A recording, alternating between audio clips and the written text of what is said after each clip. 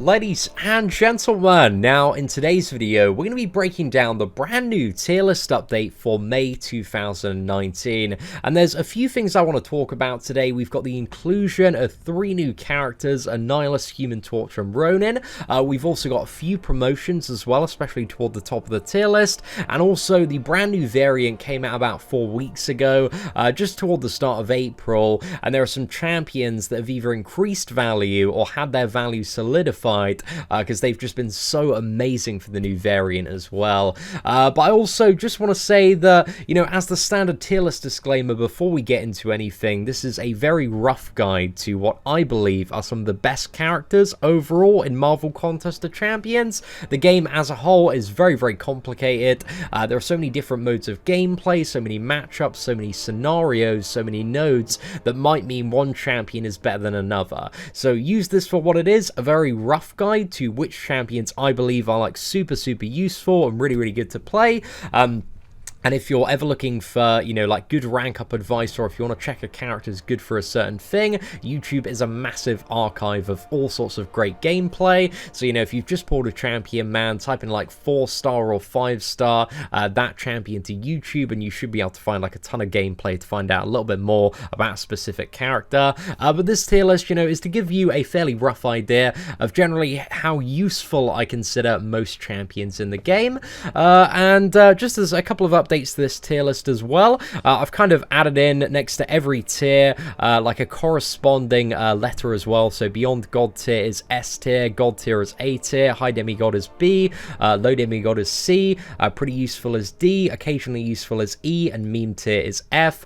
Just, you know, for people coming from other games that might be used to that kind of style ranking as well, just to give you a bit of a rough idea. But also in terms of this tier list as well, we have some codes like the star is large benefit from awakened ability, the kind of muscle sign is large benefit from high signature level on the awakened ability, the kind of like heart with another person is large benefit from synergies, the up arrow indicates that that champion needs fights to ramp up to be quite good, and the kind of person doing some sick tricks there indicates that the champion has quite a high skill cap in order to play that champion very effectively. So just to give you a bit of a rundown of some of the keys there.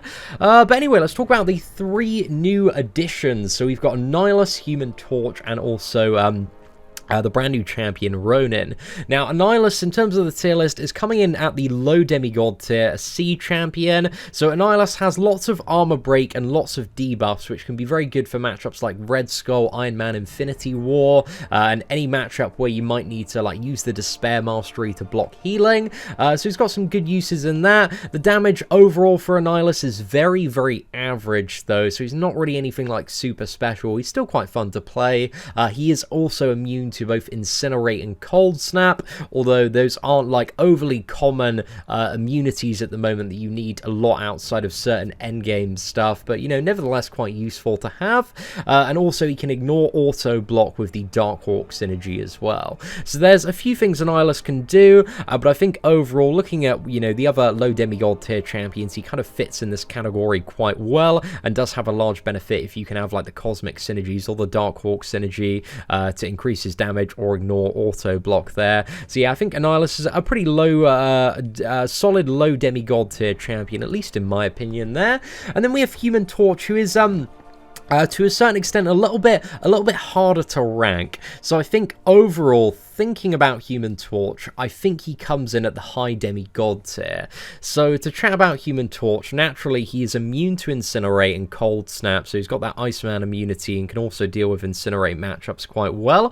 So exactly the same as Annihilus there. It's also very easy with Human Torch and all of his Incinerates to both block out and reverse regeneration. I think in Legacy's Human Torch showcase, he's got like Human Torch versus Realm Legends Wolverine, and yeah, it's just really effective there.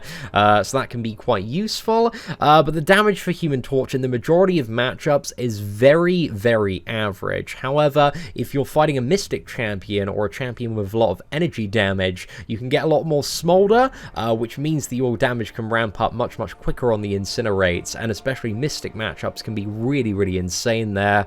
Also, his pre-fight ability makes him super great for one fight, and you don't need him awakened to get one pre-fight ability, but his awakened ability can give you a chance to recharge his pre-fight ability, but some of the time you're just not going to see that like too much. If you have his awakened ability, you can maybe get a couple more fights in most quests with his pre-fight ability, but it's not really needed, but it is fairly nice to have for Human Torch, man. I really enjoyed playing my 5-star unawakened one yesterday, so we got some Human Torch 5-star gameplay on the channel if you want to look that up and have a bit of a look at that.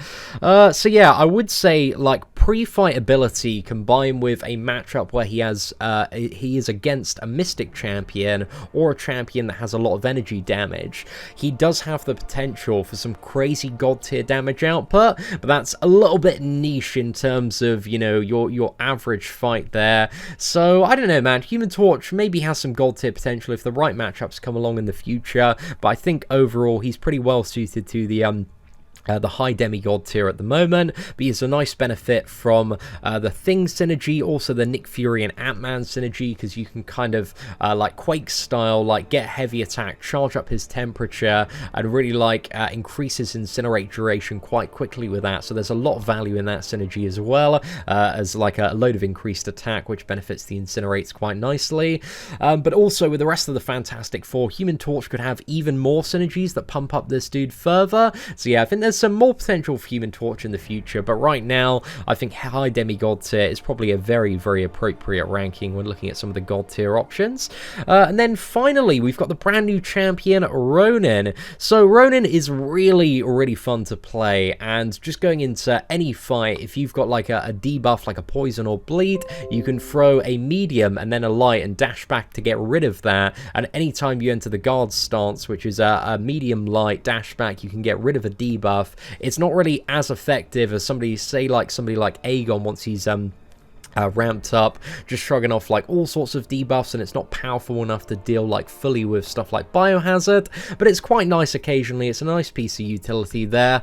When it comes to Ronan, he's got some pretty good damage output. Like, he certainly doesn't feel like a wet noodle, slices through stuff, and has a lot of bleeds as well. So if you've got the Despair Mastery, this can be really nice to kind of block out healing and heavily mitigate it as well. Also, if you can't bleed the opponent, you gain Cruelty much faster, which can really kind of ramp up his crit damage quite nicely there. So there are some good benefits to Ronan in a fair few matchups, and also he has a bit of ability accuracy reduction, both via his special one and also his second stance as well. So Ronan, there's a fair few things going for him, but he doesn't really like have anything that's like super game changing. He's not like the most amazing champion out there, a little bit light on utility in terms of the effectiveness of some of, you know, the Beyond God tier and God tier skill champions, but overall I think he is a high demigod tier champion, a B champion, I would say. But yeah, I really like Ronan, man. He's super fun to play. We had so much fun with a 3-star rank up and gameplay video,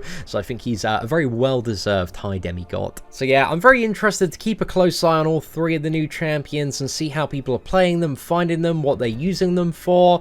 But when it comes to some re-evaluations, boys, so we've got a couple of promotions. Nick Fury and Symbiote Supreme have been added to the god tier, because I feel like Symbiote Supreme, especially in like top level gameplay, top tier Alliance War, has kind of reached that level for a lot of players where he's very similar to Magic. People are either running Symbiote Supreme or Magic for various reasons. The ability to like siphon power, like strip off buffs, deal a huge amount of damage as well, tank special 3s in certain scenarios. There's a lot you can do with Symbiote Supreme, man. He's a really cool, very versatile champion and works well for a lot of matchups as well. So yeah, I love Symbiote Supreme. He's really good. But Legacy does a lot of Symbiote Supreme top tier Alliance War gameplay videos if you want to check those out. It's got some great showcases there.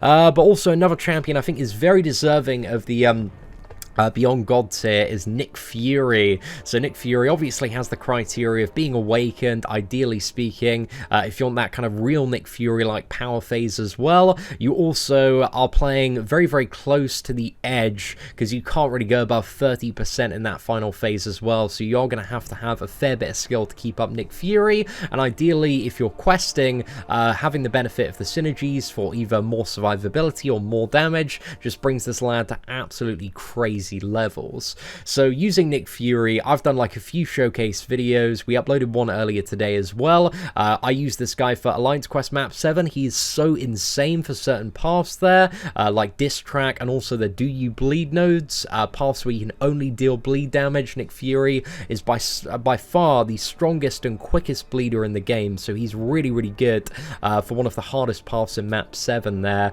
But also outside of that, we have you know, set some of the fastest times for Realm of Legends speed clears, Labyrinth of Legends boss fights for Nick Fury. The damage output is absolutely insane, and even if you can't bleed the opponent on Nick Fury, you can still deal like a lot of damage, and you can get to that like fully unblockable phase very, very quickly, whereas Aegon, it takes him, you know, 1,000 hits to go unblockable. Nick Fury, it's about like 30, you know, 25, 30 hits to get all of his attacks unblockable. So you have to play him on the edge, man, and Nick Fury, he does take a little bit of getting used to, but in the hands of a skilled player, he's so useful for a good like 80% of content in this game. So yeah, I'm a big fan of Nick Fury myself, and there's plenty of Nick Fury gameplay on the channel if you want to be convinced. But anyway, in terms of another addition to the God tier, we've also got Night Thrasher.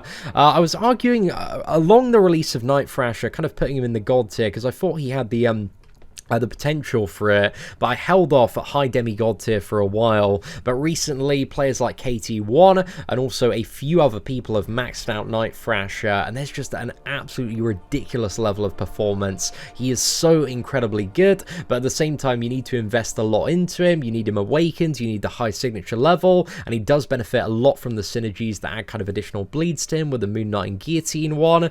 So yeah, there's a lot to come but kind of pump out Night Thrasher, but he can be great for like Labyrinth of Legends content, the second variant as well, a little bit of Act 6 stuff. Especially one of the really cool uses in the second variant is his skateboard attacks cannot be evaded, and there's this boss in 2.1 which is like an unstunnable adaptoid that you can heavy counter, and he won't be able to evade the skateboard attacks because the heavy attack is a skateboard attack. So that's a really cool one, man. I think KT1 has a bit of a showcase video there, but I think he very much deserves that. And finally, I've added Hulk into the high demigod tier, up from low demigod tier, with ideally the large benefit from the awakened ability to get a lot more damage than the synergies as well to get a lot more survivability.